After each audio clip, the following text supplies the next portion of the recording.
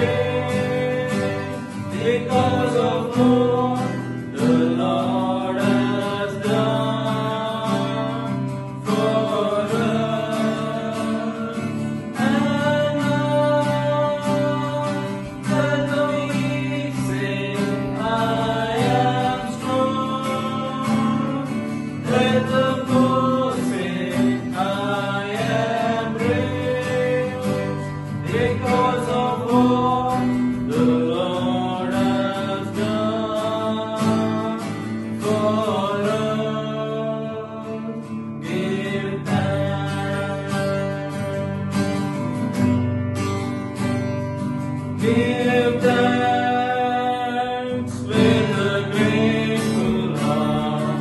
Give thanks to the Holy One. Give thanks because His given Jesus Christ, His Son. Give thanks with a grateful heart. Give thanks to the Holy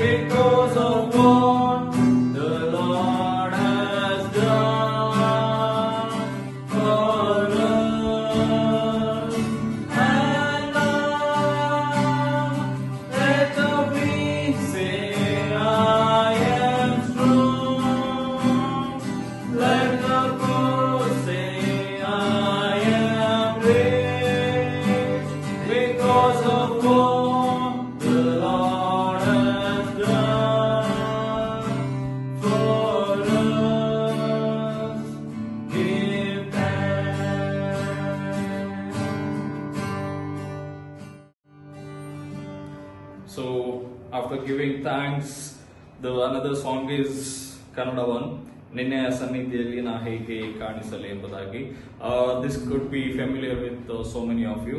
If not, please listen to us and later days you can learn this song.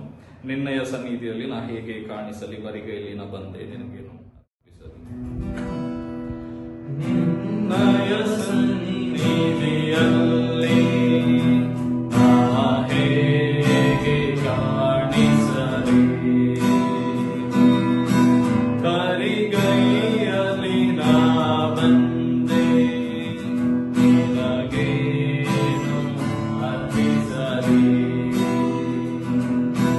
ನನ್ನಲ್ಲೇನೂ ಇಲ್ಲ, ನಿನ್ನ ಚಿತ್ತವೆಲ್ಲ ನನ್ನನ್ನೇ ಅರ್ಪಿಸುವೆ. ನಾನೀಶಗೆ ಹಾಡುವೆ,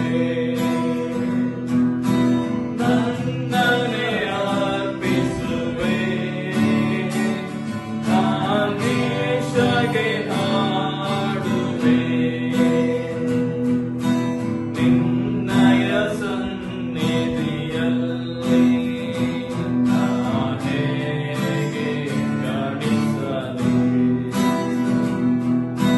ಸೇವೆಗೆ ಎಂದು ಪ್ರಾರ್ಥಿಸಲೆಂದು ನನ್ನಯ ಜೀವನ ನೀಡುವೆನು. ಸೇವೆಗೆ ಎಂದು ಅರ್ಪಿಸಲೆಂದು ನನ್ನಯ ಜೀವನ ನೀಡುವೆನು. ಜೀವನವೆಲ್ಲ ನನ್ನಯ ಸೇವೆ ಮಾಡಲು ದರ್ಶನ ಹೊಂದಿಹೆನು. ದೇವ ಹರಸೆಲ್ಲರ ಮಾಡು ಕೃಪೆಯವರ, ಪಾಪನ ಮಾಡು ಕೃಪಾಕರ. ದೇವ ಹರಸೆಲ್ಲರ ಮಾಡು ಕೃಪೆಯವರ, ಪಾವನ ಮಾಡು ಕೃಪಾಕರ. ನಿನ್ನಯ ಸನ್ನಿಧಿಯಲ್ಲಿ ನಾ ಹೇಗೆ ಕಾಣಿಸಲಿ, ಬರಿಗೈಯಲ್ಲಿ ನಾ ಬಂದೆ ನಿನಗೇನು ಅರ್ಪಿಸಲಿ. ಗುರುತರ ಸೇವೆಗೆ ನಿರುತವು ಶ್ರಮಿಸಲು ಕರುಣೆ ಹೃದಯವ ನೀಡಿಮಗೆ. ಗುರುತರ ಸೇವೆಗೆ ನಿರುತವು ಶ್ರಮಿಸಲು ಕರುಣೆಯ ಹೃದಯ ನೀಡಿಮಗೆ. ಬಡವರ ಕಂಡು ಪ್ರೀತಿಯ ತೋರಲು ಶ್ರೇಷ್ಠನ ಮನಸ್ಸನ್ನು ನೀಡಿಮಗೆ. ಇರಲೋಡಿಸವ ನಡೆಸಲು ಬಾ, ಧೈರ್ಯದಿ ನಿನ್ನನ್ನು ಬೇಡುವೆನು. ಇರುಳೋಡಿಸವ ನಡೆಸಲು ಬಾ, ಧೈರ್ಯದಿ ನಿನ್ನನ್ನು ಬೇಡುವೆನು. ನಿನ್ನಯ ಸನ್ನಿಧಿಯಲ್ಲಿ ನಾ ಹೇಗೆ ಕಾಣಿಸಲಿ, ಬರಿಗೈಯಲ್ಲಿ ನಾ ಬಂದೆ ನಿನಗೇನು ಸಲ್ಲಿಸಲಿ. ನನ್ನಲ್ಲೇನೂ ಇಲ್ಲ, ನಿನ್ನ ಚಿತ್ತವೆಲ್ಲ ನನ್ನನ್ನೇ ಅರ್ಪಿಸುವೆ. ನಾನೀಶಗೆ ಹಾಡುವೆ,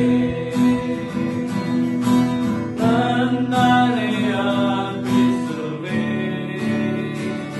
ನಾನೀಶಗೆ ಹಾಡುವೆ. That was the bit hard song, and again we will sing one more, the last song. ನಮ್ಮೆಲ್ಲರಿಗೆ ತುಂಬಾ ಫೆಮಿಲಿಯರ್ ಇರುವಂತ ರಾಗ. ನನ್ನ ಉಸಿರಾದ ಯೇಸು ನನ್ನ ಉಸಿರಾದ ಯೇಸು ನನ್ನ ಉಸಿರೊಂದಿಗೆ ಬೆರೆತು ನನ್ನ ಉಸಿರೇ ನನ್ನ ಸ್ತುತಿಸುವೆ. ಈ ಹಾಡಿನ ಒಂದು ವಿಶೇಷತೆ ಏನಂತ ಹೇಳಿದ್ರೆ, the Christ is become our soul, God is incarnated in us, so that all our actions, all our movements and minutes are truly connected with Jesus Christ. So if it is truly connected, then we can propagate His gospel and His nature, what we have learned from Him. ಹಾಗಾಗಿ ಅಂತಹ ಒಂದು meaning, ದೇವರಿಂದ ಕ್ರಿಸ್ತನ ಗುಣಗಳನ್ನ ಪ್ರಚುರಪಡಿಸುವಂತಹ ಒಂದು ವ್ಯಕ್ತಿತ್ವವನ್ನ ನಮ್ಮಲ್ಲಿ ಇರಬೇಕೆಂಬುದಾಗಿ ತಿಳಿಸುವಂತಹ ಈ ಗೀತೆಯನ್ನ ನಾವು ದೇವರ ಮಹಿಮೆಗಾಗಿ ರಾಗ ಮಾಡೋಣ. ನನ್ನ ಉಸಿರಾದ ಉಸಿರಾದ ಉಸಿರಾದ ಯೇಸು, ನನ್ನ ಉಸಿರಾದ ಉಸಿರಾದ ಉಸಿರಾದ ಯೇಸು, ನನ್ನ ಉಸಿರಾದ ಯೇಸು, ನನ್ನ ಉಸಿರೊಂದಿಗೆ ಬೆರೆತು ನನ್ನ ಉಸಿರೇ ನಾನಿನ್ನ ಸ್ತುತಿಸುವೆ, ನನ್ನ ಉಸಿರೇ ನಾನಿನ್ನ ಸ್ತುತಿಸುವೆ. ಉಸಿರಾದ ಉಸಿರಾದ ಉಸಿರಾದ ಯೇಸು, ನನ್ನ ಉಸಿರಾದ ಉಸಿರಾದ ಉಸಿರಾದ ಯೇಸು, ನನ್ನ ಉಸಿರಾದ ಯೇಸು, ನನ್ನ ಉಸಿರೊಂದಿಗೆ ಬೆರೆತು ನನ್ನ ಉಸಿರೇ ನಾನಿನ್ನ ಸ್ತುತಿಸುವೆ, ನನ್ನ ಉಸಿರೇ ನಾನಿನ್ನ ಭಜಿಸುವೆ. ಲೋಕದ ಪ್ರೀತಿ ನಶ್ವರವು, ನಿನ್ನ ಪ್ರೀತಿಯೊಂದೇ ಶಾಶ್ವತವು. ಈ ಲೋಕದ ಪ್ರೀತಿ ನಶ್ವರವು, ನಿನ್ನ ಪ್ರೀತಿಯೊಂದೇ ಶಾಶ್ವತವು. ನಿನ್ನ ಪ್ರೀತಿ ಧ್ಯಾನಿಸುವಾಗ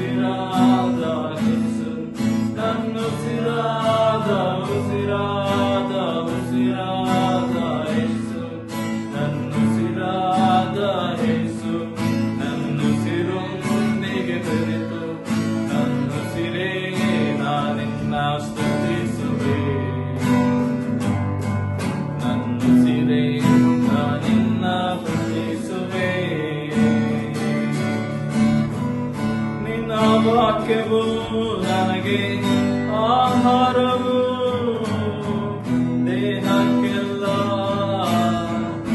ಔಷಧವೇ. ನಿನ್ನ ವಾಕ್ಯವು ನನಗೆ ಭೋಜನವೇ, ದೇಹಕ್ಕೆಲ್ಲ ಔಷಧವೇ. ಹಗಲು ಇರುಳೆಲ್ಲ ಧ್ಯಾನಿಸುವಾಗ ರಾಜ, ಹಗಲು ರಾತ್ರಿಯೆಲ್ಲ ಹೆಸಯ್ಯ, ನಿನ್ ವಾಕ್ಯ ಧ್ಯಾನಿಸುವಾಗ ರಾಜ. ನನ್ನ ಉಸಿರಾದ ಉಸಿರಾದ ಉಸಿರಾದ ಯೇಸು, ನನ್ನ ಉಸಿರಾದ ಉಸಿರಾದ ಉಸಿರಾದ ಯೇಸು, ನನ್ನ ಉಸಿರಾದ ಯೇಸು, ನನ್ನ ಉಸಿರೊಂದಿಗೆ ಬೆರೆತು ನನ್ನ ಉಸಿರೇ ನಾನಿನ್ನ ಸ್ತುತಿಸುವೆ, ನನ್ನ ಉಸಿರೇ ನಾನಿನ್ನ ಸ್ತುತಿಸುವೆ. ನಾವು ಸ್ವಲ್ಪ ಹೊತ್ತು ಪ್ರಾರ್ಥನೆಯಲ್ಲಿ ಸಮಯವನ್ನು ಕಳೆಯೋಣ.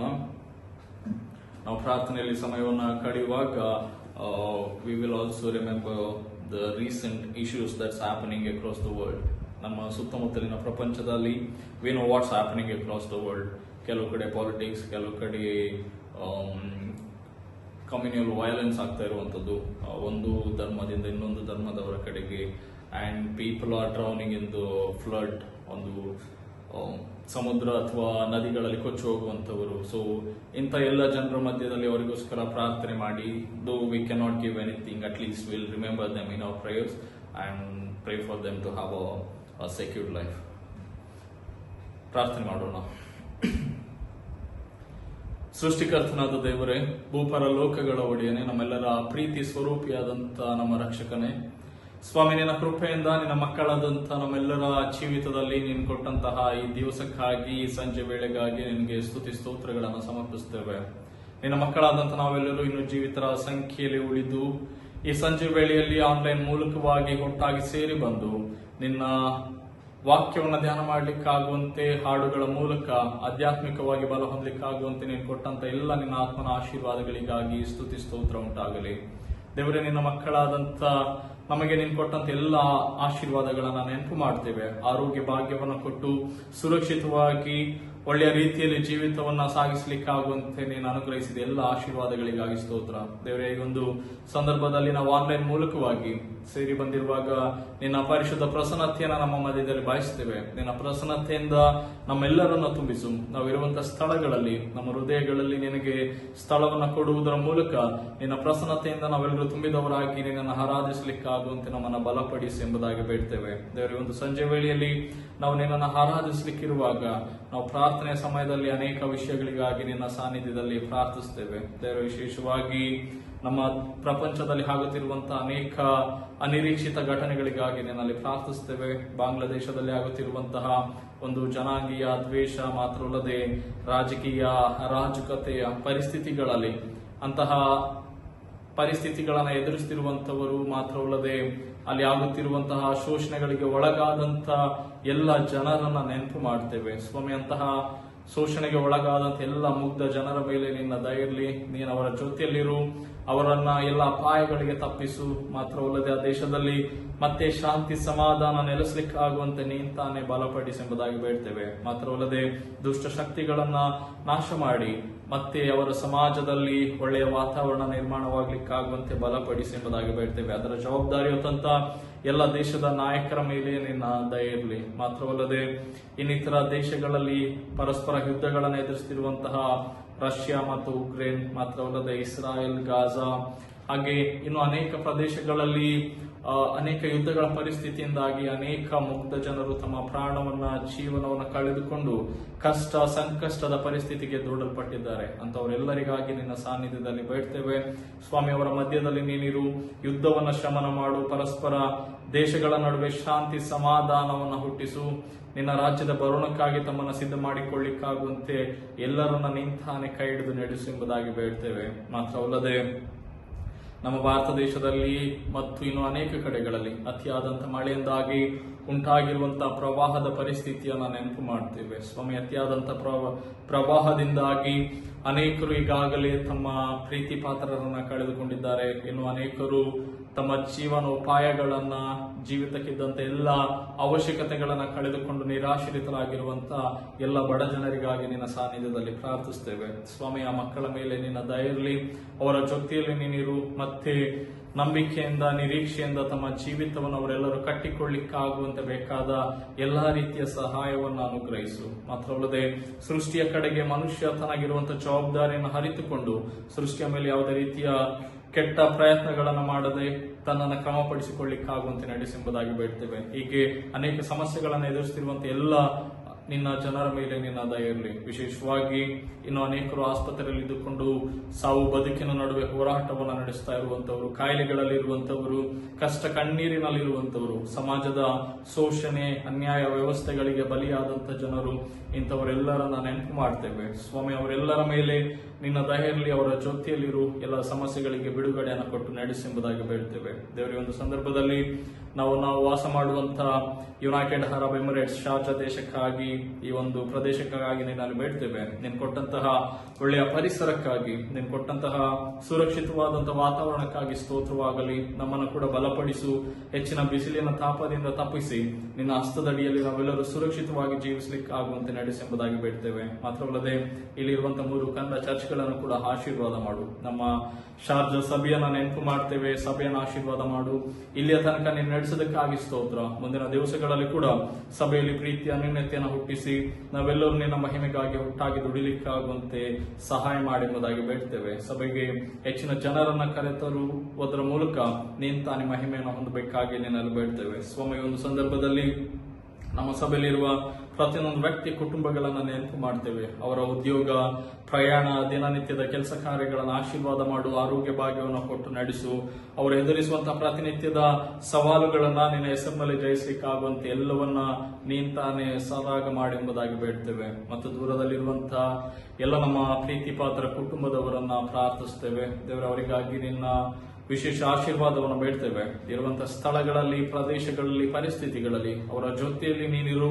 ಎಲ್ಲ ಸಮಸ್ಯೆಗಳಿಗೆ ಬಿಡುಗಡೆಯನ್ನು ಕೊಟ್ಟು ಅವರು ಯಾವಾಗಲೂ ನಿನ್ನ ಭಯಭಕ್ತಿಯಲ್ಲಿ, ನಂಬಿಕೆಯಲ್ಲಿ ಜೀವಿಸುವುದರ ಮೂಲಕ ನಿನ್ನ ಆಶೀರ್ವಾದಕ್ಕೆ ಪಾತ್ರರಾಗಲಿಕ್ಕಾಗುವಂತೆ ನಡೆಸೆಂಬುದಾಗಿ ಬೇಡ್ತೇವೆ. ಹೀಗೆ ಸ್ವಾಮಿ, ಪ್ರತಿಯೊಬ್ಬರ ಮೇಲೆ ನಿನ್ನ ದಯ ಇರಲಿ. ನಾವೀಗ ಸ್ವಲ್ಪ ಹೊತ್ತು ನಿನ್ನ ವಾಕ್ಯದ ಕುರಿತಾಗಿ ಧ್ಯಾನ ಮಾಡಲಿಕ್ಕಿರುವಾಗ ನಿನ್ನ ವಾಕ್ಯ ಒಳ್ಳೆಯ ಭೂಮಿಯಲ್ಲಿ ಬಿತ್ತಲ್ಪಟ್ಟಂತ ಬೀಜವಾಗಿ ಆ ವಾಕ್ಯ 100ರಷ್ಟು, 90ರಷ್ಟು, 60ರಷ್ಟು ಫಲ ಕೊಡ್ಲಿಕ್ಕಾಗುವಂತೆ ಬಲಪಡಿಸು. ನಿನ್ನ ವಾಕ್ಯ ನಮ್ಮೆಲ್ಲರ ಹೃದಯದಲ್ಲಿ, ಜೀವಿತದಲ್ಲಿ ಕಾರ್ಯ ಮಾಡಲಿ. ಹೇಳುವಂತ ನಿನ್ನ ಸೇವಕನನ್ನು ನಿನ್ನ ಆತ್ಮನಿಂದ ತುಂಬಿಸು. ಕೇಳುವಂತ ಎಲ್ಲ ನಿನ್ನ ಮಕ್ಕಳನ್ನ ಆಶೀರ್ವಾದ ಮಾಡು. ನಮ್ಮೆಲ್ಲರನ್ನ ನಿನ್ನ ಕೃಪೆಯುಳ್ಳ ಹಸ್ತಗಳಿಗೆ ಒಪ್ಪಿಸಿ ಈ ಪ್ರಾರ್ಥನೆಯನ್ನ ನಮ್ಮ ರಕ್ಷಕನಾದಂಥ ಯೇಸುವಿನ ಹೆಸರಿನಲ್ಲಿ ದೀನತೆಯನ್ನು ಬೇಡಿ ಹೊಂದಿದ್ದೇವೆ ತಂದೆಯೇ, ಆಮೆನ್.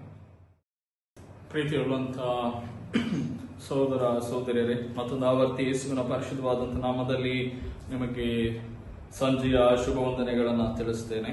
ನಾವಿವತ್ತು ಕೀರ್ತನೆಗಳ ಪುಸ್ತಕದಿಂದ ಧ್ಯಾನ ಮಾಡ್ತಾ ಇದ್ದೇವೆ. we are meditating on the book of Psalm, and today we are going to look at the chapter of 73rd chapter ಅನ್ನ ನಾವು ಈ ದಿನ ಧ್ಯಾನ ಮಾಡ್ಲಿಕ್ಕಿದ್ದೇವೆ. ಸೊ 73ನೇ ಕೀರ್ತನೆಯನ್ನ ನಾವು ಧ್ಯಾನ ಮಾಡುವಾಗ one of the important change in today's song is that is the third part of the song. ನಮಗೆ ಈಗಾಗಲೇ ಗೊತ್ತಿರುವ ಹಾಗೆ ಕೀರ್ತನೆಯಲ್ಲಿ 5 ಭಾಗಗಳಿದೆ. 5 ಭಾಗದಲ್ಲಿ we have successfully by the grace of God finished 2 parts. 2 ಭಾಗಗಳನ್ನ ದೇವರ ಕೃಪೆಯಿಂದ ಧ್ಯಾನ ಮಾಡಲಿಕ್ಕೆ ದೇವರು ನಡೆಸಿದ್ದಾನೆ. And today we are going towards the third part of the song. ಅದು 73ರಿಂದ 89ರ ತನಕ ಹೋಗ್ತದೆ. 73ನೇ ಕೀರ್ತನೆಯನ್ನು ಧ್ಯಾನ ಮಾಡುವಾಗ the another minor change ಏನಂತ ನೋಡುದಾದ್ರೆ, most of the songs in the first 2 parts we have seen that it's all written by the David and other psalmists.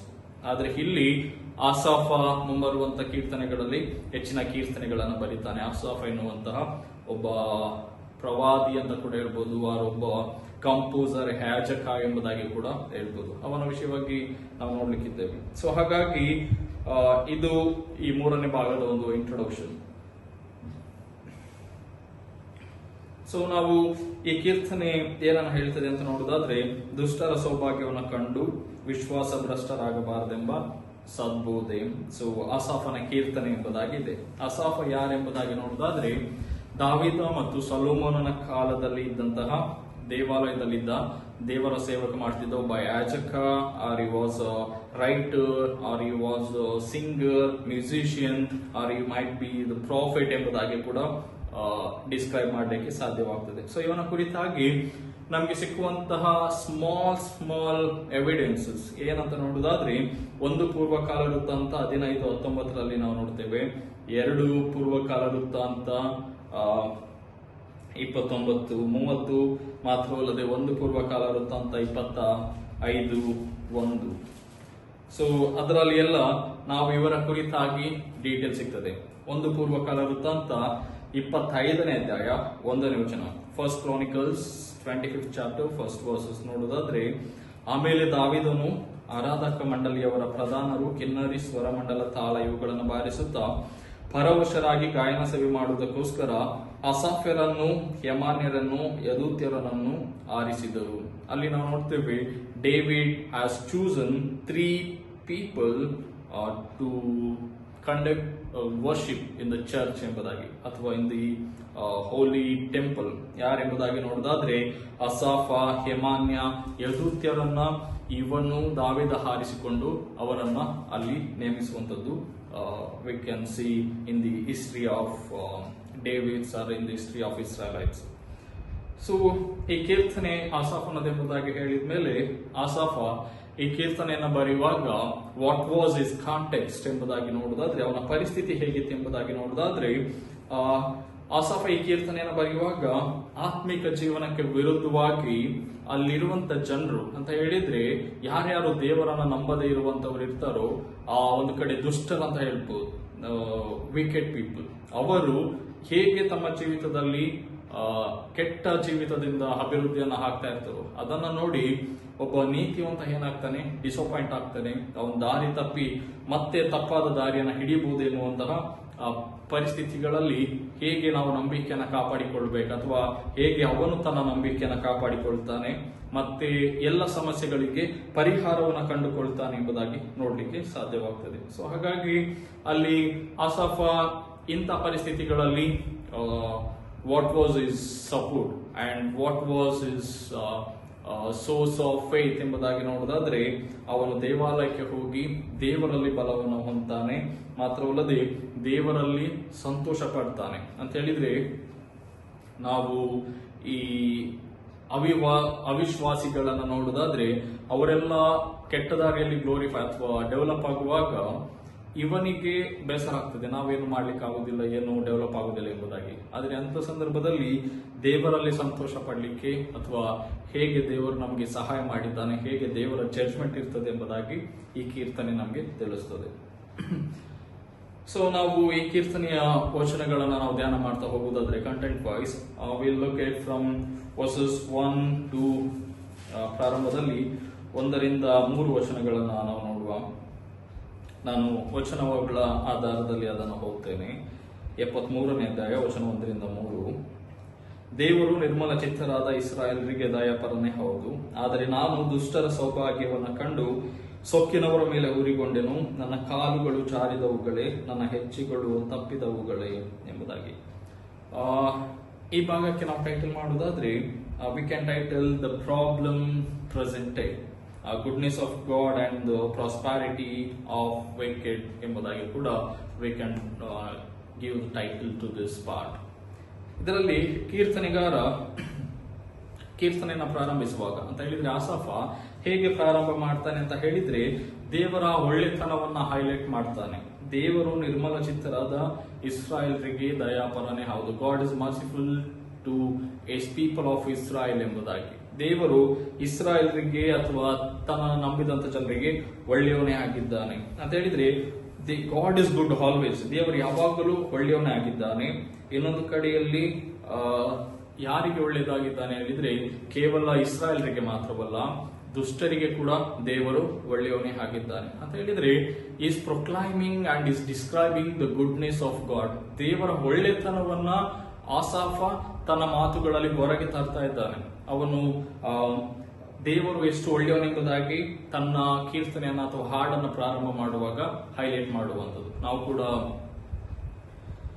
ನಮ್ಮ ಪ್ರಾರ್ಥನೆಗಳಲ್ಲಿ ಸಹಜವಾಗಿ ಪ್ರಾರ್ಥನೆ ಮಾಡುವಾಗ ಹೀಗೆ ಪ್ರಾರಂಭ ಮಾಡ್ತೇವೆ, ಸರ್ವಶಕ್ತನಾದ ದೇವರೇ, ಪ್ರೀತಿ ಸ್ವರೂಪಿಯಾದ ದೇವರೇ. So what are those things ಎಂಬುದಾಗಿ ನೋಡೋದಾದ್ರೆ it's a qualities of god, it's a characteristics of God, ದೇವರ ಒಳ್ಳೆತನಗಳನ್ನ ಹೈಲೈಟ್ ಮಾಡುವಂಥದ್ದು. ಸೊ ಹಾಗಾಗಿ ಇವನ್ ಕೂಡ ಅಂತಹದ್ದೇ ಒಂದು ಕಾನ್ಸೆಪ್ಟ್ ನಲ್ಲಿ ದೇವರ ಒಳ್ಳೆತನದೊಟ್ಟಿಗೆ ಪ್ರಾರಂಭವನ್ನ ಮಾಡ್ತಾನೆ. ಸೊ ಇನ್ನೊಂದು ಕಡೆಯಲ್ಲಿ 2ನೇ ವಚನಕ್ಕೆ ಬರುವಾಗ ದುಷ್ಟರ ಸೌಭಾಗ್ಯವನ್ನು ಕಂಡು ಸೊಕ್ಕಿನವರ ಮೇಲೆ ಊರಿಗೊಂಡೆನು ಎಂಬುದಾಗಿ. ಅದು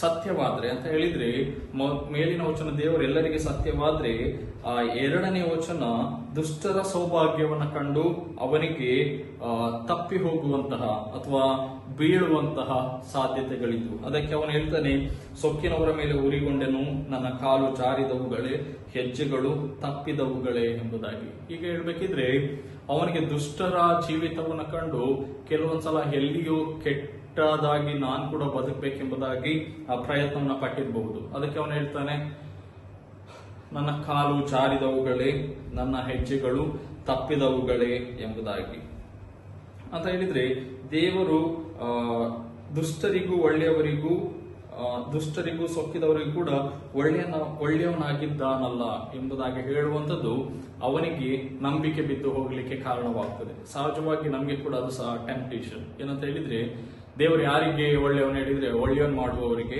ಒಳ್ಳೆಯವನು ಎಂಬುದಾಗಿ. ಕೆಟ್ಟದ್ ಮಾಡುವವರಿಗೆ ಕೂಡ ದೇವರು ಒಳ್ಳೆಯದಾದ್ರೆ ನಾವ್ಯಾಕೆ ಒಳ್ಳೆಯದನ್ನ ಮಾಡ್ಬೇಕು? ನಾವು ಕೂಡ ಕೆಟ್ಟದನ್ನೇ ಮಾಡಿ ದೇವರಿಂದ ಒಳ್ಳೆಯದನ್ನ ಬಯಸಬಹುದಲ್ಲ ಎಂಬುದಾಗಿ. ಆದ್ರೆ ಆಸಾಫ ತನಗೆ ಆದಂತಹ ಅನುಭವಗಳನ್ನು ಹಂಚಿಕೊಳ್ತಾ ಇದ್ದಾನೆ. ನಾನು ಕೆಟ್ಟವರ ಒಳ್ಳೆತನವನ್ನ ನೋಡಿ ನಾನು ಏನಾಗ್ಬಿಟ್ಟಿದ್ದೆ, ಬಿದ್ದು ಹೋಗಿದ್ದೆ ನಂಬಿಕೆಯಲ್ಲಿ, ಅಥವಾ ತಪ್ಪಾದಂತ ದಾರಿಯನ್ನ ಹಿಡಿದಿದ್ದೆ. ಹಾಗಾಗಿ ಇಂಥ ಸಂದರ್ಭದಲ್ಲಿ ಅವನು ತನ್ನನ್ನ ಪ್ರಶ್ನೆ ಮಾಡಿಕೊಳ್ಳುವಾಗ ಮುಂದಿನ ಮಾತುಗಳಲ್ಲಿ ಹೇಳ್ತಾನೆ, ದೇವರು ಇದ್ದಾನೆ ಎಂಬುದಾಗಿ ಹೇಳುವುದಾದ್ರೆ ಅವರಿಗೆ ಖಂಡಿತವಾಗಿ ಶಿಕ್ಷೆ ಆಗಲೇಬೇಕೆಂಬುದಾಗಿ. ಸೊ ಇದು ಅವನ ಪ್ರಾರಂಭದ 3 ವಚನಗಳಲ್ಲಿ. ಅದಕ್ಕೆ ಅವನು ಹೇಳುವಂಥದ್ದು ನನ್ನ ಹೆಜ್ಜೆಗಳು ತಪ್ಪಿದವುಗಳೇ ಎಂಬುದಾಗಿ. ಸೊ ವಚನ 4ರಿಂದ 9 ನಾವು ಮುಂದೆ ಹೋಗುವುದಾದ್ರೆ 4ರಿಂದ 9, ಅವರ ಮರಣವು ನಿರ್ಬಾಧಕವಾಗಿವೆ, ಅವರ ಕಾಯವು ಕೊಬ್ಬುಳ್ಳದಾಗಿದೆ, ಮನುಷ್ಯರ ಕಷ್ಟದಲ್ಲಿ ಅವರು ಭಾಗಿಗಳಾಗುವುದಿಲ್ಲ, ಇತರರಿಗೆ ತಗಲುವಂತೆ ಅವರಿಗೆ ಅಂಟು ರೋಗವು ತಗಲುವುದಿಲ್ಲ. ಆದುದರಿಂದ ಅವರಿಗೆ ಗರ್ವವು ಕಂಠಮಾಲೆಯಾಗಿದೆ, ಬಲಾತ್ಕಾರವು ಉಡುಪಾಗಿದೆ. ಕೊಬ್ಬಿನಿಂದ ಅವರ ಕಣ್ಣುಗಳು ಮೇಲೆ ಆವೆ, ಅವರ ದುಷ್ಕಲ್ಪನೆಗಳು ತುಂಬಿ ತೊಳಕುತ್ತವೆ. ಹಾಸ್ಯ ಮಾಡುವವರಾಗಿ ಕೆಡಕಿನ ವಿಷಯ ಮಾತಾಡಿಕೊಳ್ಳುತ್ತಾರೆ, ಬಲಾತ್ಕಾರ ನಡೆಸಬೇಕೆಂದು ಹೆಮ್ಮೆ ಕೊಚ್ಚಿಕೊಳ್ಳುತ್ತಾರೆ. ತಾವು ಮೇಲೋಕದವರು ಎಂಬಂತೆ ದೊಡ್ಡ ಬಾಯಿ ಮಾಡುತ್ತಾರೆ, ಭೂಲೋಕದಲ್ಲ ಅವರ ಮಾತೆ ಮುಂದು ಎಂಬುದಾಗಿ. ಸೊ ನಾವು 4ರಿಂದ 9 ವಚನವನ್ನ ನೋಡುವಾಗ what we can see apparently ಎಂಬುದಾಗಿ ನೋಡುವುದಾದ್ರೆ, this is the good life of the wicked. ನಮಗೆ ಸ್ಪಷ್ಟವಾಗಿ ಈ 4ರಿಂದ 9 ವಚನಗಳಲ್ಲಿ ಕಾಣುವಂಥದ್ದು ಕೆಟ್ಟವರ ಒಂದು ಒಳ್ಳೆಯ ಜೀವಿತ. ಕೆಟ್ಟವರು ಕೂಡ ತುಂಬಾ ಕಂಫರ್ಟಬಲ್ ಆಗಿ ಒಂದು ಲಕ್ಸುರಿ ಆಗಿ ಬದುಕುವಂಥದ್ದನ್ನ ನಾವು ಇದರಲ್ಲಿ ನೋಡ್ತೇವೆ. ಸೊ ಆಸಾಫ 4ನೇ ವಚನದಿಂದ ಹೇಳುವಾಗ ಕೆಟ್ಟವರನ್ನ ನೋಡಿ ಒಂದ್ ಕಡೆ ಅವನಿಗೆ ಟೆಂಪ್ಟೇಷನ್ ಆದ್ರೆ ಕೆಟ್ಟವರು ಹೇಗೆಲ್ಲ ಬೆನಿಫಿಟ್ ಆಗಿದ್ದಾರೆ ಅವರಿಗೆ ಅಂತ ನೋಡೋದಾದ್ರೆ ಅದನ್ನ ಅವರ ಮರಣವು ನಿರ್ಬಾಧಕವಾಗಿದೆ ಎಂಬುದಾಗಿ ಹೇಳುವುದಾದ್ರೆ ಅವನು ಅವರ ಸಮಾಜದಲ್ಲಿ ಕೆಲವು ವ್ಯಕ್ತಿಗಳ ಮರಣವನ್ನ ನೋಡಿದ್ದ. ಅವರು ಕೆಲವರೆಲ್ಲ ಸಾಯುವಾಗ ನೋವುಗಳಿಂದ ಬಾಧೆಗಳಿಂದ ಸಾಯ್ತಾರೆ. ನಾವು ಕೂಡ ಈಸಿಯಾಗಿ ಅಥವಾ ಸಹಜವಾಗಿ ಮಾತಾಡ್ತೇವೆ. ಏನಂತ ಹೇಳಿದ್ರೆ ದುಷ್ಟರು ಈಗೆಲ್ಲ ಚೆನ್ನಾಗಿ ಸಂಪಾದನೆ ಮಾಡ್ತಾರೆ, ಚೆನ್ನಾಗಿರ್ತಾರೆ, ಬಟ್ ಅವರು ಸಾಯುವಾಗ ಕೆಟ್ಟದಾಗಿ ಸಾಯ್ತಾರೆ ಎಂಬುದಾಗಿ. ಅದನ್ನು ಕೂಡ ಆಸಾಫ ನೋಡಿದ ತನ್ನ ಸಮಾಜದಲ್ಲಿ.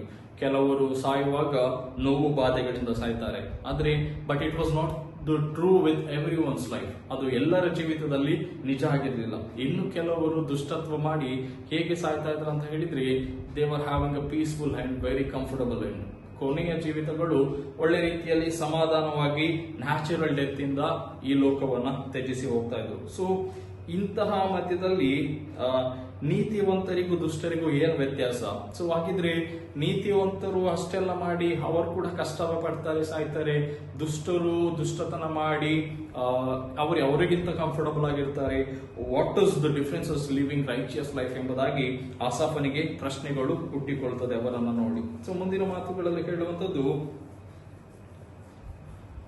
ಮನುಷ್ಯರ ಕಷ್ಟದಲ್ಲಿ ಅವರು ಭಾಗಿಗಳಾಗುವುದಿಲ್ಲ, ಅವರಿಗೆ ಅಂಟು ರೋಗವು ತಗಲುವುದಿಲ್ಲ ಎಂಬುದಾಗಿ. ಸೊ ಅವರು ಯಾರಿಗಿಂತ ಹೆಚ್ಚಾಗಿದ್ದಾರೆ ಅಂತ ಹೇಳಿದ್ರೆ, ನಿರ್ಮಲ ಹೃದಯರಾದಂತಹ ಅಥವಾ ಇನ್ನೋಸೆಂಟ್ ಪೀಪಲ್ಗಿಂತ ಹೆಚ್ಚಾದಂತ ಆಶೀರ್ವಾದವನ್ನು ಹೊಂದ್ತಾರೆ. ಸೊ ನಮಗಿರುವಂತದ್ದು ಕೆಲವು ಟೆಂಪ್ಟೇಷನ್ಗಳೇನಂತ ಹೇಳಿದ್ರೆ, ದುಷ್ಟರು ಅವರು ಈ ಸಮಾಜದಲ್ಲಿ ದುಷ್ಟರಾಗಿ ಕಾಣಿಸಿಕೊಳ್ಳುವುದಿಲ್ಲ. ಈ ಸಮಾಜದಲ್ಲಿ ಅವ್ರು ಹೇಗೆ ಕಾಣಿಸ್ಕೊಳ್ತಾರೆ ಹೇಳಿದ್ರೆ ನೀತಿವಂತರಾಗಿ ಕಾಣಿಸ್ಕೊಳ್ತಾರೆ. ಅಂತ ಹೇಳಿದ್ರೆ ತಪ್ಪು ಮಾಡಿ ಕೂಡ ಅವರನ್ನ ನೀತಿವಂತರಂತ ಹೇಳ್ಬೇಕಿದ್ರೆ ಹಾಗಾದ್ರೆ ನಮಗೆ ಗೊತ್ತಾಗ್ತದೆ ನೀತಿವಂತರಿಗೆ ಎಷ್ಟು ನೋವಾಗ್ತದೆ. ಯಾರು ಒಂದು ಒಳ್ಳೆಯ ಜೀವಿತವನ್ನ ಮಾಡ್ತಾ ಇದ್ದರೋ ಅವರನ್ನ ಬಿಟ್ಟು ತಪ್ಪು ಮಾಡಿದವರಿಗೆ ಕೂಡ ನೀತಿವಂತರೆಂಬುದಾಗಿ ಪರಿಗಣಿಸ್ಕೊಳ್ಬೇಕಿದ್ರೆ ಅವರಿಗೆ ಸಹಜವಾಗಿ ಆಗುವಂತಹ ನೋವನ್ನ ನಾವು ನೋಡ್ತೇವೆ. ಅದನ್ನ ಆಸಾಫನ ಮಾತುಗಳಲ್ಲಿ ಕೂಡ ನಾವು ನೋಡ್ತೇವೆ. ಅವರು ಅಂತ ಹೇಳಿದ್ರೆ ಆ ನಿರ್ಮಲ ಹೃದಯರಾದಂತವರಿಗೆ ಹೆಚ್ಚಿನ ಆಶೀರ್ವಾದವನ್ನು ಅವರು ಹೊಂದಿಕೊಳ್ತಾರೆ ಎಂಬುದಾಗಿ. ಇನ್ನೊಂದು ಕಡೆ ಅವನು ಹೇಳುವಂತದ್ದು ಅವರಿಗೆ ಕಾಯಿಲೆಗಳು ಬರುವುದಿಲ್ಲ, ಅಂಟು ರೋಗ ಬರುವುದಿಲ್ಲ, ಕಷ್ಟಗಳು ಕಡಿಮೆಯಾಗಿದೆ ಎಂಬುದಾಗಿ.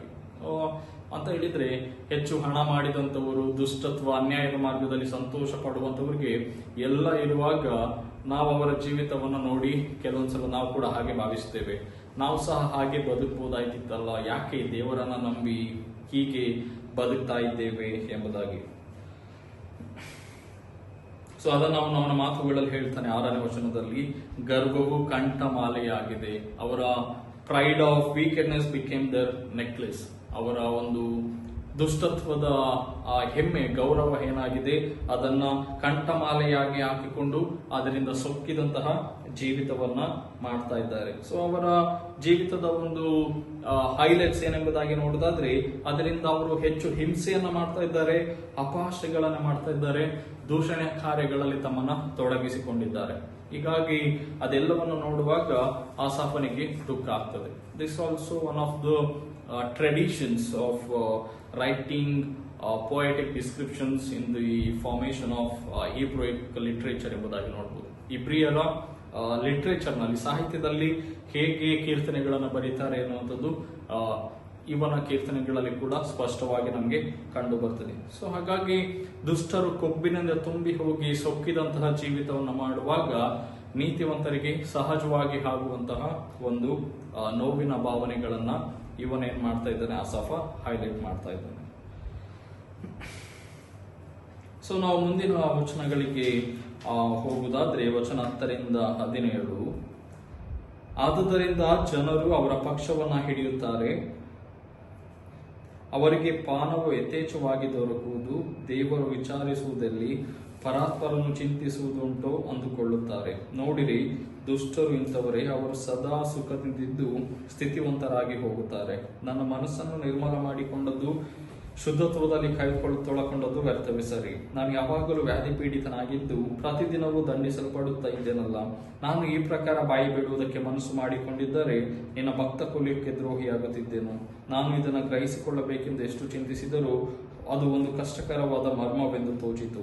ಆದರೆ ದೇವಾಲಯಕ್ಕೆ ಹೋಗಿ ಅವರ ಅಂತ್ಯಾವಸ್ಥೆಯನ್ನು ಆಲೋಚಿಸಿದಾಗ ನನಗೆ ಗೊತ್ತಾಯಿತು ಎಂಬುದಾಗಿ. ಸೊ ಫ್ರಮ್ 10 to 17 ನೋಡುವುದಾದ್ರೆ the doubts and the problems of the godly ಎಂಬುದಾಗಿ. ಸೊ ಒಳ್ಳೆಯ ವ್ಯಕ್ತಿಗಳಿಗೆ ಸಹಜವಾಗಿ ಬರುವಂತಹ ದ ಡೌಟ್ಸ್ ಅಂಡ್ ಪ್ರಾಬ್ಲಮ್ಸ್, ಏನ್ ಹೇಳ್ತಾರೆ ಡೌಟ್ಸ್ಗೆ ಅಪನಂಬಿಕೆಗಳು ಅಥವಾ ಕನ್ಫ್ಯೂಷನ್ಸ್, ಅದು ಬರುವಂತದ್ದು. ಇನ್ನೊಂದು ಕಡೆ ಪ್ರಾಬ್ಲಮ್ಸ್, ಸಮಸ್ಯೆಗಳು ಇವರನ್ನ ನೋಡಿ ಎಂಥ ಸಮಸ್ಯೆಗಳು ಬರ್ತದೆ ಎಂಬುದಾಗಿ ಆಸಾಫ ತನ್ನ ಮಾತುಗಳಲ್ಲಿ ವಿವರಣೆ ಮಾಡ್ತಾನೆ.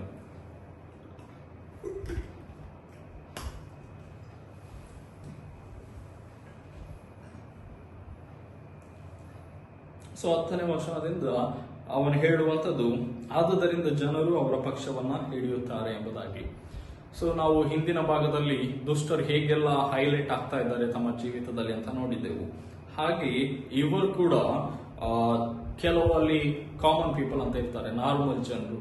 ಇವರು ಏನ್ ಮಾಡ್ತಾರೆ, ಈ ದುಷ್ಟರನ್ನ ನೋಡಿ ಇವರು ಕೂಡ ತಪ್ಪಾದಂತ ದಾರಿಯನ್ನ ಹಿಡಿಯುವಂತ ಸಾಧ್ಯತೆ ಇದೆ ಎಂಬುದಾಗಿ ಆಸಾಫ ತಿಳಿದುಕೊಂಡು ಅವರ ಕುರಿತಾಗಿ ಅವನು ತನ್ನ ಉದ್ದೇಶವನ್ನ ತಿಳಿಸ್ತಾನೆ. ಹಾಗಾಗಿ ದುಷ್ಟರು ಕೇವಲ ಸೊಕ್ಕಿನಿಂದ ಸ್ವರ್ಗ ಅಥವಾ ದೇವರ ರಾಜ್ಯದ ಕುರಿತಾಗಿ ನೆಗೆಟಿವ್ ಆಗಿ ಮಾತಾಡುವಂಥದ್ದಲ್ಲ, ಬದಲಾಗಿ ದೇವರ ಬಗ್ಗೆ ಕೂಡ ಅವರೇನ್ ಮಾಡ್ತಾರೆ, ನೆಗೆಟಿವ್ ಆಗಿ ಮಾತಾಡುವಂಥದ್ದನ್ನ ನಾವು ನೋಡ್ತೇವೆ. ಅದಕ್ಕೆ ಅವರು ಹೇಳುವಂಥದ್ದು, ದೇವರು ವಿಚಾರಿಸುವುದಲ್ಲಿ ಪರಾತ್ಪರನು ಚಿಂತಿಸುವುದುಂಟು ಅಂದುಕೊಳ್ಳುತ್ತಾರೆ ಎಂಬುದಾಗಿ ಇದ್ದು, ಅವರು ದೇವರನ್ನ ಏನಂತ ಥಿಂಕ್ ಮಾಡ್ತಾರೆ ದುಷ್ಟರು. God is blind, god is ignorant people, it doesn't consider what we are doing ಎಂಬುದಾಗಿ ಅವರು ಥಿಂಕ್ ಮಾಡಿಕೊಳ್ತಾರೆ ಎಂಬುದಾಗಿ ಹೇಳಿ, ಇಷ್ಟ ಬಂದ ಹಾಗೆ ದೇವರಿಗೆ ವಿರುದ್ಧವಾಗಿ, ಜನರಿಗೆ ವಿರುದ್ಧವಾಗಿ ಜೀವಿಸುವ ಎಂಬುದಾಗಿ ಹೇಳಿ ಜೀವಿಸುವಂತದನ್ನ ನಾವು ನೋಡ್ತೇವೆ. ಸೊ ಇವರನ್ನ ನೋಡಿ ಆಸಾಫ ಕೂಡ ಒತ್ತಡಕ್ಕೆ ಒಳಗಾಗಿದ್ದ. ಮಾತ್ರವಲ್ಲದೆ ಅಲ್ಲಿರುವಂತಹ ಜನರು ಕೂಡ ಕೆಲವು ಒತ್ತಡಗಳಿಗೆ ಒಳಗಾಗಿದ್ರು ಎಂಬುದಾಗಿ ನಾವು ನೋಡ್ತೇವೆ. ಸೊ ಇಂತಹ ಒಂದು ಫ್ರಸ್ಟ್ರೇಷನ್ ಅಲ್ಲಿ, ಒಂದು ಒತ್ತಡದಲ್ಲಿ ಆಸಾಫ ಏನ್ ಮಾಡಬಹುದು ಎಂಬುದಾಗಿ ತಾನು ಯೋಚನೆಯನ್ನ ಮಾಡುವಾಗ ಅವನು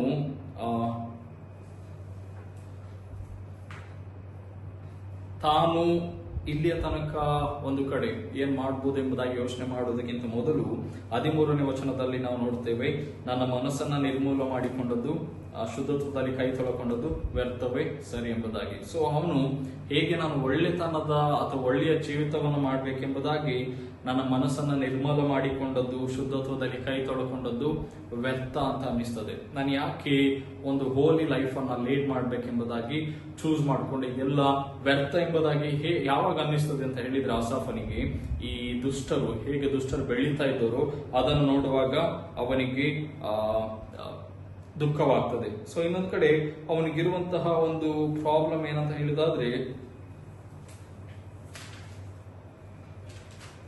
ಪ್ರತಿದಿನವೂ ದಂಡಿಸಲ್ಪಡ್ತಾ ಇದ್ದೇನಲ್ಲ ವ್ಯಾಧಿ ಪೀಡಿತನಾಗಿ, ಅವನು ಕಾಯಿಲೆಗೆ ಒಳಗಾಗಿ, ಅಥವಾ ಇನ್ನೊಂದು ಕಡೆಯಲ್ಲಿ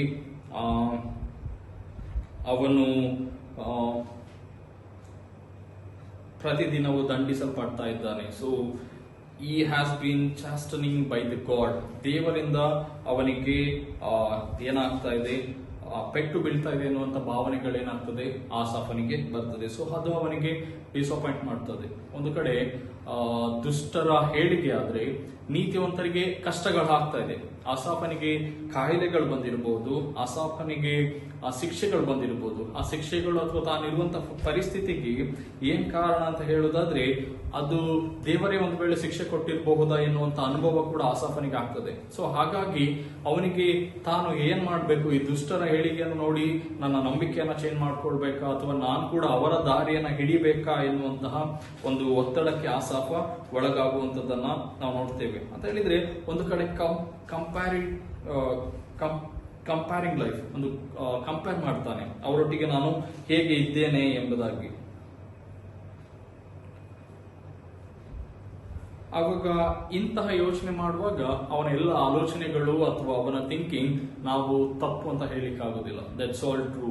ಅವನು ಹಾಗೆ ಯೋಚನೆ ಮಾಡುವಂಥದ್ದು it's all true evidence of the present society during the period of ಆಸಾಫನ ಕಾಲದಲ್ಲಿ ಇದ್ದಂತಹ ಸಾಮಾಜಿಕವಾದಂತಹ ಸತ್ಯತೆಗಳು, ಅದನ್ನು ನಾವು ಕಡೆಗಾಣಿಸ್ಲಿಕ್ಕೆ ಆಗುವುದಿಲ್ಲ. ಆದರೆ ಇಂತಹ ಸಂದರ್ಭದಲ್ಲಿ ಅವನು ಹೇಗೆ ತನ್ನ ದೃಷ್ಟಿಕೋನವನ್ನು ಬದಲಾಯಿಸಿಕೊಳ್ಳಿಕ್ಕೆ ಸಾಧ್ಯ ಆಗ್ತದೆ ಎಂಬುದಾಗಿ ನಾವು ನೋಡುವುದಾದ್ರೆ 16-17ನೇ ವಚನಕ್ಕೆ ಬರುವಾಗ ಅಲ್ಲಿ ಅವನು ಹೇಳ್ತಾನೆ, ಇದನ್ನು ಗ್ರಹಿಸಿಕೊಳ್ಳಬೇಕೆಂದು ಎಷ್ಟು ಚಿಂತಿಸಿದರೂ ಅದು ಕಷ್ಟಕರವಾದ ಮರ್ಮವೆಂದು ತೋಚಿತು. It becomes a very mysterious matter to find out the solutions for all this things. ಅವನಿಗೆ ಇದೆಲ್ಲದಕ್ಕೆ ಸೊಲ್ಯೂಷನ್ ಅನ್ನು ಕಂಡುಹಿಡಿಯುವಂಥದ್ದು ತುಂಬಾ ಕಷ್ಟಕರವಾದಂತ ಮರ್ಮ ಅಂತ ಅನಿಸ್ತದೆ, ಮಿಸ್ಟ್ರಿ ಎಂಬುದಾಗಿ ತಿಳ್ಕೊಳ್ತಾನೆ. ಸೊ ಹಾಗಾಗಿ ಈ ಎಲ್ಲ ಪ್ರಶ್ನೆಗಳ ಮಧ್ಯದಲ್ಲಿ ವಾಟ್ ಇಟ್ ಡಸ್ ನೆಕ್ಸ್ಟ್, ಅವನೇನ್ ಮಾಡ್ತಾನೆ ಮುಂದಿನ 17ನೇ ವಚನದಲ್ಲಿ ಆಸಾಫ ಅಲ್ಲಿಂದ ದೇವಾಲಯಕ್ಕೆ ಹೋಗೋಣ ಎಂಬುದಾಗಿ ತಿಳಿದು ದೇವಾಲಯಕ್ಕೆ ಹೋಗ್ತಾನೆ.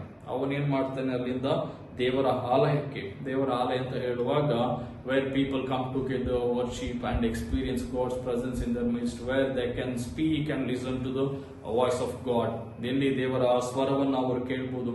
ಹಾಗೆ ಕೇಳುವಾಗ his entire perspective and his entire thinking view was changed ಎಂಬುದಾಗಿ ನಮಗೆ ಮುಂದಿನ ವಚನಗಳಲ್ಲಿ ಗೊತ್ತಾಗ್ತದೆ. ಸೊ ಅದಕ್ಕೆ ಕೆಲವರು ಆಸಾಫನ ಕುರಿತಾಗಿ ಬರೀತಾರೆ ಥಿಯಾಲಜಿಯನ್ಸ್. ಅವರು ಹೇಳುವಂಥದ್ದು, ಈ questions the value of holiness when it's wages are paid in the coin of affliction ಎಂಬುದಾಗಿ. ಆಸಾಫ ತನ್ನ ಹೋಲಿನೆಸ್ಗೋಸ್ಕರ ಅಥವಾ ತಾನು ಬದುಕಿದಂತಹ ಒಂದು ಶುದ್ಧವಾದಂತಹ ಜೀವಿತಕ್ಕೆ ಪ್ರತಿಫಲವನ್ನು ಎದುರು ನೋಡ್ತಾನೆ. ಆದ್ರೆ ಆ ಪ್ರತಿಫಲಗಳು ಏನಾಗಿ ಸಿಗ್ತೈತೆ ಅಂತ ಹೇಳಿದ್ರೆ ಕಾಯಿನ್ ಆಫ್ ಅಫ್ಲಿಕ್ಷನ್, ಒಂದು ಸಮಸ್ಯೆಯಾಗಿ ಅವನಿಗೆ ಪ್ರತಿಫಲವಾಗಿ ಸಿಗ್ತಾ ಇತ್ತು. ಸೊ ಹಾಗಾಗಿ ಅದನ್ನ ಅವರು ಡಿಸ್ಕ್ರೈಬ್ ಮಾಡ್ತಾರೆ. ವಾಸ್ ದ ಸಿಚುವೇಶನ್ ಆಫ್ ಆಸಾಫ ಎಂಬುದಾಗಿ. ಆಸಾಫನ ಸಿಚುವೇಶನ್ ಹೇಗೆ ಇತ್ತು ಅವನು ಒಳ್ಳೆಯ ನಂಬಿಗಸ್ತಿಕೆ ಜೀವಿತವನ್ನು ಮಾಡುವಾಗ. ಇಂಥ ಪರಿಸ್ಥಿತಿಯಲ್ಲಿ to find the right answer, to find solution for all this problems and confusions ಎಂಬುದಾಗಿ ನೋಡುವಾಗ Asaph walk towards the church. ಅಲ್ಲಿದ್ದಂತಹ ಜೆರುಸಲೇಂ ಟೆಂಪಲ್ ಕಡೆಗೆ ತನ್ನ ಹೆಜ್ಜೆಯನ್ನ ಇಡ್ತಾನೆ. ಅಲ್ಲಿ ಹೋಗ್ತಾ ಬರುವಾಗ ಅವನಿಗೆ he will get proper directions. So ಅದೇನೆಂಬುದಾಗಿ ನಾವು ಮುಂದಿನ ವಚನಗಳಲ್ಲಿ ನೋಡ್ತೇವೆ. ವಚನ 18ರಿಂದ 20 ನೋಡುವುದಾದ್ರೆ, ಹೌದು, ನೀನು ಅವರನ್ನು ಅಪಾಯಕರವಾದ ಸ್ಥಳದಲ್ಲಿಟ್ಟು ಬೀಳಿಸಿ ನಾಶ ಮಾಡಿಬಿಡುತ್ತಿ. ಅವರು ನಿಮಿಷ ಮಾತ್ರದಲ್ಲಿಯೇ ಹಾಳಾಗಿ ಹೋಗುತ್ತಾರೆ, ಭಯಂಕರ ರೀತಿಯಿಂದ ಸಂಹಾರವಾಗಿ ಮುಗಿದು ಹೋಗುತ್ತಾರೆ. ಎಚ್ಚರವಾದವನು ಕನಸನ್ನ ಹೇಗೋ ಹಾಗೆ ಯೆಹೋವನೇ ನೀನು ಹೇಳುವಾಗ ಅವರನ್ನು ಮಾಯರೂಪವೆಂದು ಭಾವಿಸುತ್ತಿ ಎಂಬುದಾಗಿ. ಸೊ 18ರಿಂದ 20 ನಾವು ಟೈಟಲ್ ಮಾಡುವುದಾದ್ರೆ the unsafe place of the wicked, ದುಷ್ಟರ ಅಸುರಕ್ಷಿತವಾದಂತಹ ಸ್ಥಳ ಎಂಬುದಾಗಿ ಟೈಟಲ್ ಮಾಡಬಹುದು. ದುಷ್ಟರ ಅಸುರಕ್ಷಿತವಾದಂತಹ ಸ್ಥಳ. ಸೊ ಈ ಭಾಗದಲ್ಲಿ ಆಸಾಫ ಚರ್ಚೆಗೆ ಹೋಗಿದ್ದಾನೆ. ಚರ್ಚೆಗೆ ಹೋದ ಮೇಲೆ ವಾಟ್ ಈ ಸ್ಟಾರ್ಟೆಡ್ ಟು ರಿಯಲೈಸ್ ಎಂಬುದಾಗಿ ನೋಡೋದಾದ್ರೆ, ಈ ಸ್ಟಾರ್ಟೆಡ್ ಟು ಫೀಲ್ ದಟ್ ಅಲ್ಲಿರುವಂತಹ ದುಷ್ಟರು ಅವರ ಸೆಕ್ಯೂರಿಟಿ, ಅವರೇನೆಲ್ಲ ನಂಬಿದ್ದಾರೆ, this all becomes our security which can protect us, which can keep us safe ಎಂಬುದಾಗಿ ಆ ದುಷ್ಟರು ತಿಳ್ಕೊಂಡಿದ್ರು. ಅದೆಲ್ಲವೂ ಏನಾಗ್ತದೆ, just an illusion and it becomes this matter of slippery ಎಂಬುದಾಗಿ ಕೂಡ ನಮಗೆ ತಿಳಿಸ್ತದೆ. ಅದು ಭ್ರಮೆಯ ವಿಷಯಗಳಾಗಿದೆ. ಅವ್ರು ನಂಬಿರುವಂತಹ ಆ ಸೆಕ್ಯೂರಿಟಿಗಳು ಏನಾಗ್ತದೆ, ಬೇಗ ನಾಶವಾಗಿ ಹೋಗ್ತದೆ ಎಂಬುದಾಗಿ ಅಂತ ಹೇಳಿದ್ರೆ, ದುಷ್ಟರಿಗಿದ್ದಂತ ಸೆಕ್ಯೂರಿಟಿಗಳು, ಅವರ ಒಂದು ಸ್ಟ್ರೆಂತ್ ಸೋರ್ಸಸ್ ಏನಂತ ನೋಡೋದಾದ್ರೆ ಹಣ, ಗರ್ವ, ಕೆಟ್ಟ ವಿಷಯಗಳು. ಸೊ ಹಾಗಾಗಿ ಈ ಎಲ್ಲ ವಿಷಯಗಳು ಕೂಡ ಅವರನ್ನ ಹೆಚ್ಚು ಟೈಮ್ ಏನ್ ಮಾಡುವುದಿಲ್ಲ, ಹಿಡಿದಿಡ್ಲಿಕ್ಕೆ ಸಾಧ್ಯವಾಗುವುದಿಲ್ಲ. ಹಾಗಾಗಿ ಅದು ಅವರನ್ನ ಒಂದು ದಿನ ನಾಶ ಮಾಡ್ತದೆ. ಮತ್ತೆ ಅವರು ಒಂದು ಭ್ರಮೆಯಲ್ಲಿ ಬದುಕ್ತಾ ಇದ್ದಾರೆ. ಆ ಭ್ರಮೆ ಕೂಡ ಏನಾಗ್ತದೆ, ಒಂದು ಅವನು ಹೇಳುವಂಥದ್ದು ಹಗಲಿನ ಕನಸಿನ ಹಾಗೆ, it's like A day dreaming.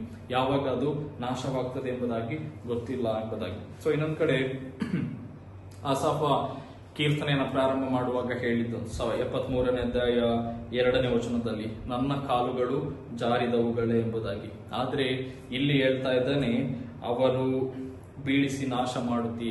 ಯಾರು ಬೀಳ್ತಾರೆ ಎಂಬುದಾಗಿ ನೋಡುವುದಾದ್ರೆ ದುಷ್ಟರು ಬಿದ್ದು ಹೋಗ್ತಾರೆ. ಯಾಕೆಂತ ಹೇಳಿದ್ರೆ ಅವರು ನಂಬಿಕೆ ಇಟ್ಟಿರುವಂತಹ ವಿಷಯ, ಅವರು ತಿಳ್ಕೊಂಡಂತದ್ದು ಅವರಿಗೆ ಸರಿಯಾಗಿ ಗೊತ್ತಿಲ್ಲ. ಸೊ ಹಾಗಾಗಿ ಅದೆಲ್ಲ ಅವರು ಬೀಳ್ತದೆ ಎನ್ನುವಂತಹ ಖಚಿತತೆಯನ್ನು ಅವರಿಗೆ ತಿಳಿಸ್ತದೆ. ಇನ್ನೊಂದು ಕಡೆ ಅವನಿಗೆ ಇರುವಂತಹ ಮತ್ತೊಂದು ಪರ್ಸ್ಪೆಕ್ಟಿವ್ ಅಥವಾ ಅವರ ವಿಷಯದಲ್ಲಿ ಅವನು ಹೇಗೆ ತನ್ನನ್ನ ಡಿಫೆಂಡ್ ಮಾಡ್ಕೊಳ್ತಾನೆ ಎಂಬುದಾಗಿ ನೋಡೋದಾದ್ರೆ, ಅವನು ನಿತ್ಯತ್ವ ಎನ್ನುವಂಥದ್ದು ಅಥವಾ ಅವರ ಅಂತ್ಯಕಾಲವನ್ನು ನೆನೆಸುವಾಗ ಹೀಗೆ ಅವರು ನೆಮ್ಮದಿಯಾಗಿ ಕೂಡ ಸಾಯ್ಬಹುದು. ಆದರೆ ನಿತ್ಯತ್ವ ಯಾರಿಗೆ ಇದೆ ಅಂತ ಹೇಳಿದ್ರೆ, ಯಾರು ದುಷ್ಟತನವನ್ನು ಆಚರಿಸಿ ದೇವರಲ್ಲಿ ನಂಬಿಕೆಯನ್ನು ಇಟ್ಟಿದ್ದಾರೋ ಅಂತವರಿಗೆ ಮಾತ್ರ. ಅಂತ ಹೇಳಿದ್ರೆ ದೇವರು ಯಾರಿಗೆ ಮೂಲನಾಗಿದ್ದಾನೆ, ಯಾರಿಗೆ source of life and faith and hope ಆಗಿದ್ದಾನೆ ಅಂತ ಹೇಳೋದಾದ್ರೆ, ಯಾರು ರೈಚಿಯಸ್ ಲೈಫ್, ಒಳ್ಳೆಯ ಜೀವಿತವನ್ನು ಮಾಡ್ತಾ ಇದ್ದಾರೋ ಅವರಿಗೆ ದೇವರು ಒಂದು ಸೋರ್ಸ್ ಆಫ್ ಬ್ಲೆಸ್ಸಿಂಗ್ಸ್ ಅಥವಾ ಸೋರ್ಸ್ ಆಫ್ ಲೈಫ್ ಆಗಿದ್ದಾನೆ ಎಂಬುದಾಗಿ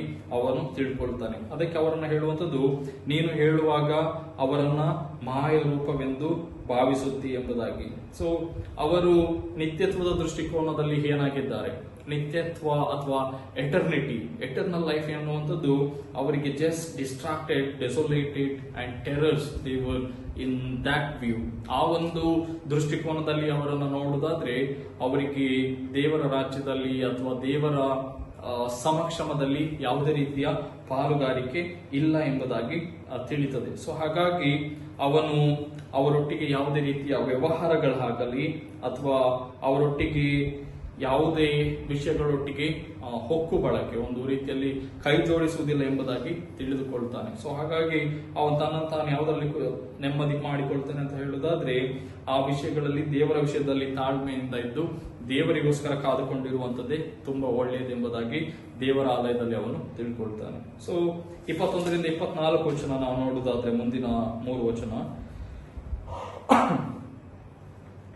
ನನ್ನ ಮನಸ್ಸು ನೊಂದು ಹೋಗಿತ್ತು, ಆಂತರದಲ್ಲಿ ಹಲವು ನೆಟ್ಟಂತಿತ್ತು. ನಾನು ವಿವೇಕಹೀನ ಪಾಮರನಾಗಿ ನಿನ್ನ ದೃಷ್ಟಿಯಲ್ಲಿ ಕೇವಲ ಪಶುವೆ ಆಗಿದ್ದೆನು. ಆದರೂ ಸದಾ ನಿನ್ನ ಸನ್ನಿಧಿಯಲ್ಲೇ ಇದ್ದೇನೆ. ನೀನು ನನ್ನ ಬಲಗೈನ ಹಿಡಿದು ನಿನ್ನ ಚಿತ್ತವನ್ನು ತಿಳಿಯಪಡಿಸಿ ನನ್ನನ್ನು ನಡೆಸಿ ತರುವಾಯ ಮಹಿಮೆಗೆ ಸೇರಿಸಿಕೊಳ್ಳುವಿ ಎಂಬುದಾಗಿ. So confessing foolishness and receiving guidance ಎಂಬುದಾಗಿ. ಅಲ್ಲಿ ನಾವು ಟೈಟಲ್ ಮಾಡುವುದಾದ್ರೆ confessing foolishness and receiving guidance. ಅವನು ತನ್ನ ಫೂಲಿಶ್ನೆಸ್, ಮೂರ್ಖತನವನ್ನ ದೇವರ ಎದುರಿನಲ್ಲಿ ಒಪ್ಪಿಕೊಳ್ತಾ ಇದ್ದಾನೆ, ಮತ್ತೆ ದೇವರ ಮಾರ್ಗದರ್ಶನವನ್ನ ತನ್ನ ಜೀವಿತದಲ್ಲಿ ಆಸಾಫ ಪಡ್ಕೊಳ್ತಾ ಇದ್ದಾನೆ.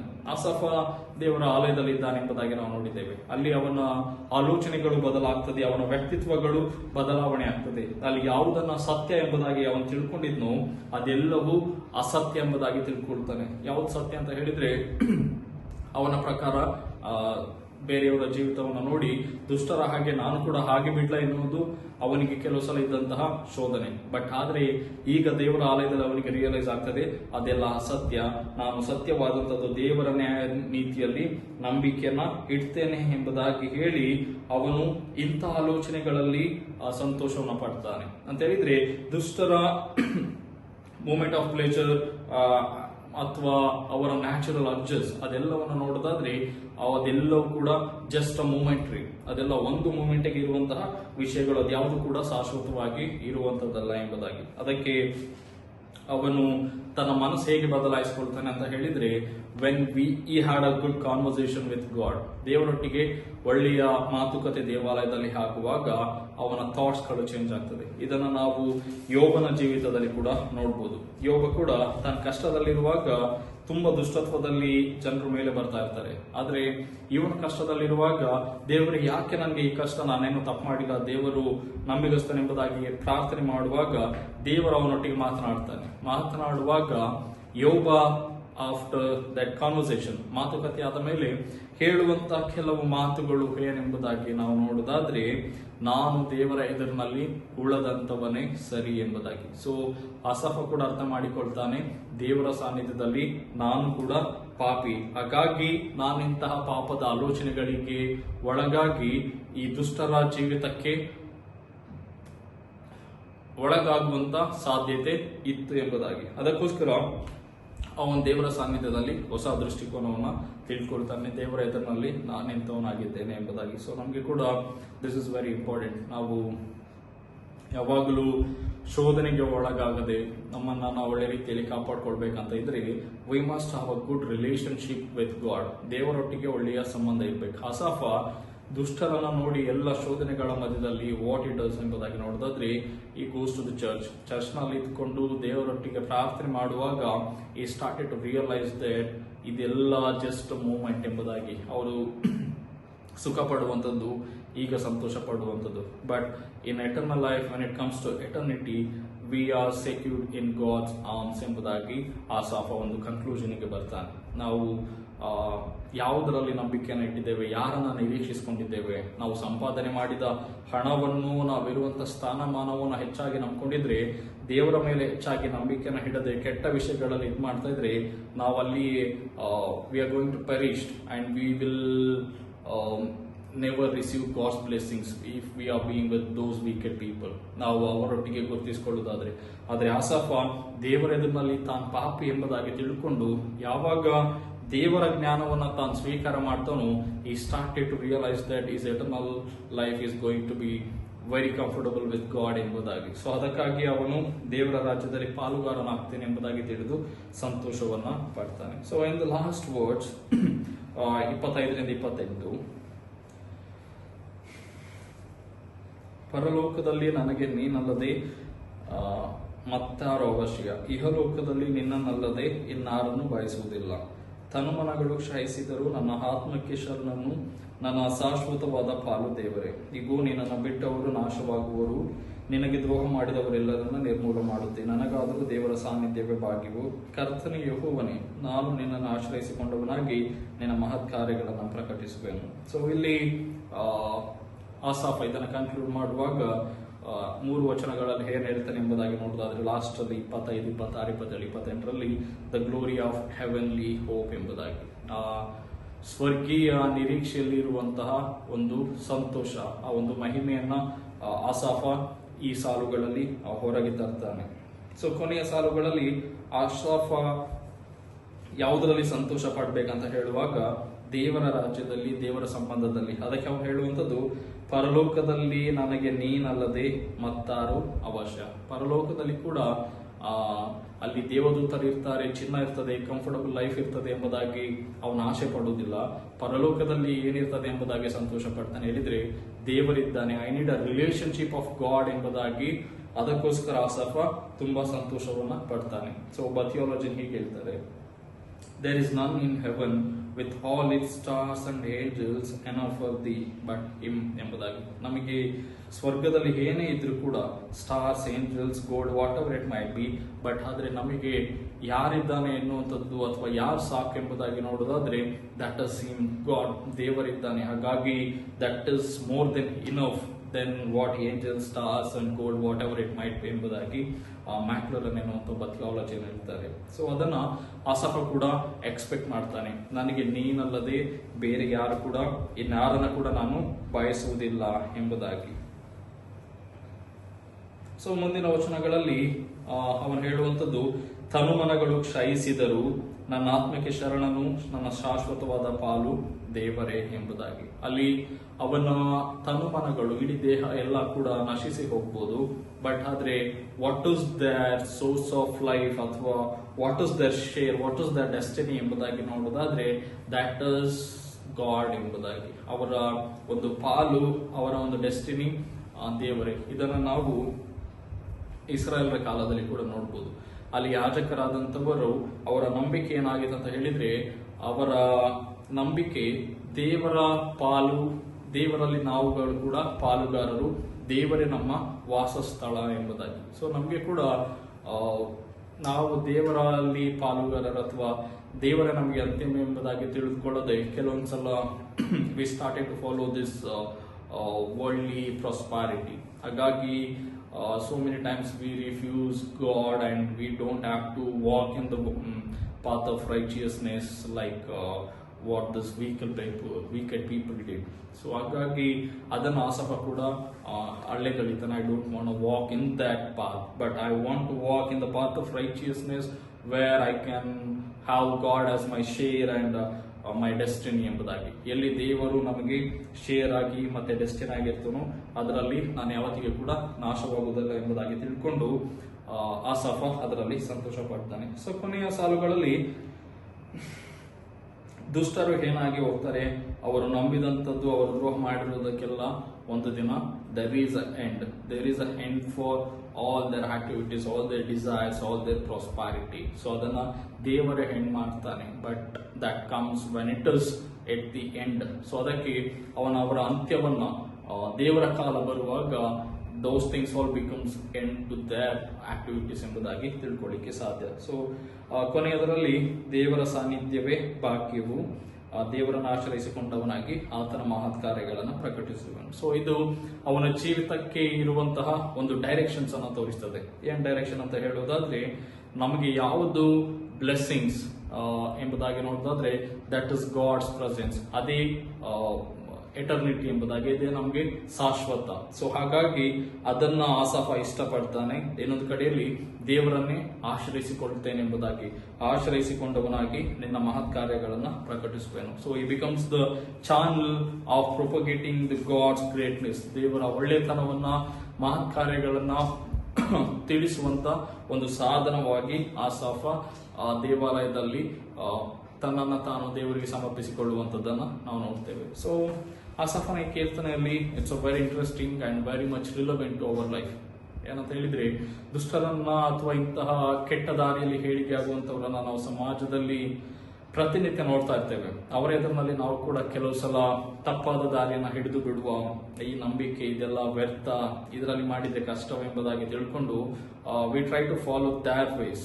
ಆದ್ರೆ ಆಸಫ ಅದರ ಬದಲು when you was confused, when you was tempted, you went to the church ಅಲ್ಲಿ ಹೋಗಿ ಅಥವಾ ಟೆಂಪಲ್ ದೇವಾಲಯದಲ್ಲಿ ಹೋಗಿ ಅವನು ಪ್ರಾರ್ಥನೆ ಮಾಡುವಾಗ his perspective, his directions, his view towards their faithful life has completely changed. ಅದು ಚೇಂಜ್ ಆಗುವಾಗ ವಾಟ್ he became ultimately ಎಂಬುದಾಗಿ ನೋಡೋದಾದ್ರೆ he became the source of our tools to propagate the God's goodness and the gospel. So ದೇವರ ಮಹತ್ ಕಾರ್ಯಗಳನ್ನ ತಿಳಿಸುವಂತವನಾಗಿ ದೇವರನ್ನೇ ಆಶ್ರಯಿಸಿಕೊಳ್ತಾನೆ. So ಇದು ನಮ್ಮ ಜೀವಿತದಲ್ಲಿ ಕೂಡ ವೆರಿ ಇಂಪಾರ್ಟೆಂಟ್. ನಾವು ದೇವರನ್ನು ಆಶ್ರಯಿಸಿಕೊಳ್ಬೇಕು. ನಾವು ನಂಬಿರುವಂತಹ ಸೋರ್ಸ್ಗಳಿಗಿಂತ ಇಂಪಾರ್ಟೆಂಟ್ ಆಗಿ ಆ ದೇವರನ್ನ ನಂಬಿಕೊಳ್ಳುವಾಗ God will make a way and God leads us and ultimately God's works and God's righteousness will prevail ಎಂಬುದಾಗಿ ತಿಳ್ಕೊಳ್ಳಿಕ್ಕೆ ಸಾಧ್ಯವಾಗ್ತದೆ. ಸೊ ಹಾಗಾಗಿ ನಮಗೆ ಕೂಡ ದೇವರಂತ ಆಶೀರ್ವಾದಕ್ಕೆ ನಡೆಸಲಿ. ಎಲ್ಲ ಕನ್ಫ್ಯೂಷನ್ಗಳ ಮಧ್ಯದಲ್ಲಿ ಶೋಧನೆಗೆ ಬೀಳದ ಹಾಗೆ ಆಸಾಫನಾಗಿ ದೇವಾಲಯಕ್ಕೆ ಬರುವಂಥದ್ದು, ಅಲ್ಲಿ ದೇವರ ಜ್ಞಾನವನ್ನು ಹೊಂದಿ ಮಾರ್ಗದರ್ಶನವನ್ನು ಹೊಂದಿ ದೇವರು ನಮಗೆ ನಡೆಸ್ತಾನೆ ಮತ್ತು ನಾವು ದೇವರ ಸಾಧನಗಳು ಎಂಬುದಾಗಿ ತಿಳಿದು ಜೀವಿಸುವಂತೆ ಜೀವಿತವನ್ನು ಮಾಡಲಿಕ್ಕೆ ದೇವರ ಆತ್ಮ ಸಹಾಯ ಮಾಡಲಿ. ಆಮೇಲೆ